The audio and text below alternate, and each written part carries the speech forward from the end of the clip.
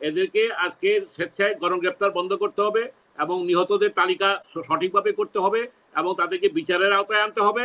বিচারের আওতায় এনে জন্য এবং সর্বশেষে এইটা এই সরকারকে দিয়ে আমার মনে হয় না এটা কাজ করাতে পারবেন। প্রথম আলো কিংবা আমাদের যতটুকু জানি 212 জন, আমরা অনেকে জানি 300-350 উপরে লোক মৃত্যু হয়েছে। সুতরাং এটার একটা মানে সঠিক সংখ্যা নিরূপণ এবং জাতিসংঘের অধীনে একটা সুষ্ঠু তদন্ত। আপনি এদেশে সরকার পরিবর্তনের কিন্তু হচ্ছে 90-এর একটা ঘটনা আমাদের সামনে আছে, 96-এর একটা ঘটনা সামনে আছে যে কিভাবে পার্লামেন্টে বিল পাস তৈরি করতে হয়। এবং আমরা দেখেছি যে এই সব ঘটনাকে সামনে রেখে এমন একটি সমঝোতা হওয়া দরকার যাতে করে আমরা চাই না কোনো আর রক্তক্ষয়, আমরা চাই একটা রাজনৈতিক সমাধান।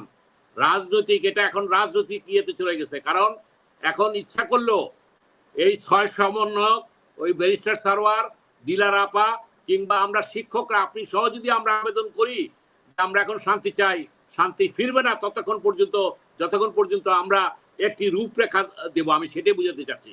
সেই রূপরেখাটা হলো আগামী দিনের একটি নির্বাচনী ব্যবস্থা। সেই রূপরেখাটা হলো আগামী দিনে যাতে করে এদের যে দাবি, এখন এটা তো 9 দফা থেকে তো ভবিষ্যতে 1 দফার দিকে চলে আসবে এবং 1 দফার দিকে যাচ্ছে। তাহলে এই সরকার যদি যেতে হয় কিংবা পরিবর্তন করতে হয় তার রূপরেখাটা কি, আমি সেটাই বলতেছি। সেই সমঝোতা আজকে দরকার, সেই সমঝোতা, সেই আন্ডারস্ট্যান্ডিং, সেই ঐক্যমতটা আজকে দরকার।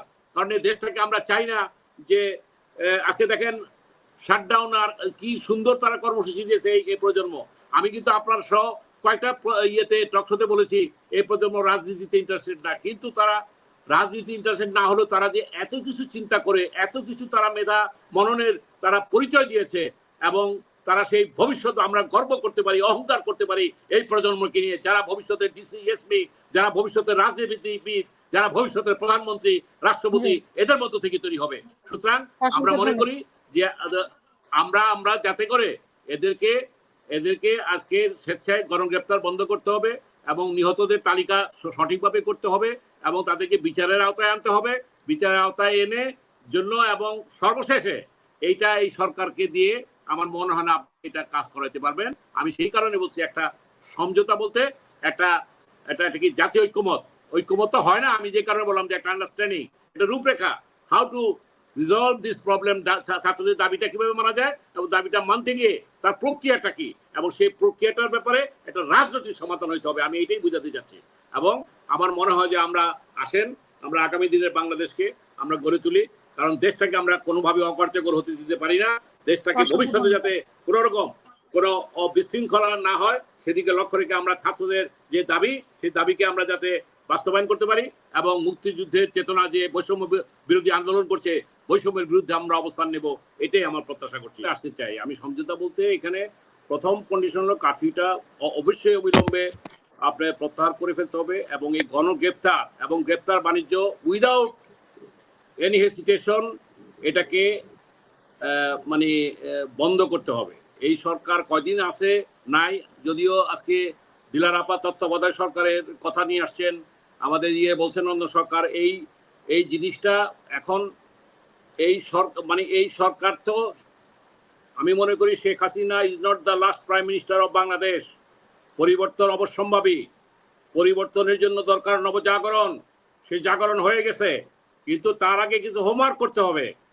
সেই হোমওয়ার্কটা কি?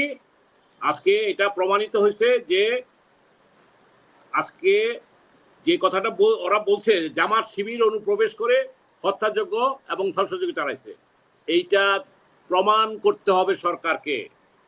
জামাত শিবিরকে যে দোষ চাপানো হচ্ছে, এই তাদের ভাষায় 150 জন, আর প্রথম আলো কিংবা আমাদের যতটুকু জানি 212 জন, আমরা অনেকে জানি 300-350 উপরে লোক মৃত্যু হয়েছে।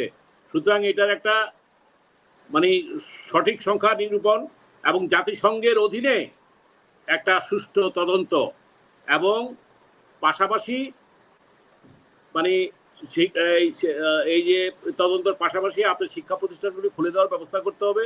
ছাত্রলীগের লাগাম এই সরকার যতদিন ক্ষমতা, আমি সরকারের উদ্দেশ্যে বলতেছি, যেহেতু সরকার তো হুট করে, আপনি তো ওই যে এরশাদের সময় যেমন বলছিল যে যে কি সামঞ্জস্য বলতো, সামঞ্জস্য পরে যদিও বা সারোয়ার ভাইদের দলে বিএনপিতে গেছেন, যে আমরা কি ক্ষমতা কি কোথায় করব, ওই 0 পয়েন্টে। সুতরাং এখানে আমি সেই কারণে সমঝোতার কথা বলেছি, রূপরেখার কথা বলেছি, একটা সংলাপের কথা বলেছি।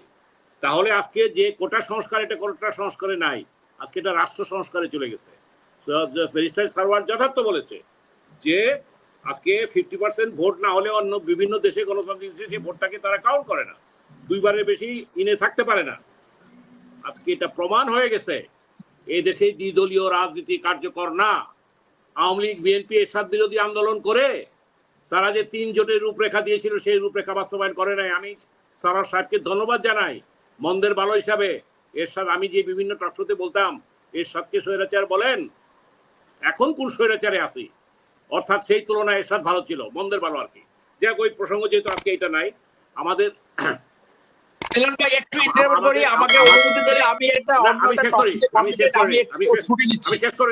আমি শেষ করে এবং এখানে যে কথাটা বলতে চাই সেটি হচ্ছে যে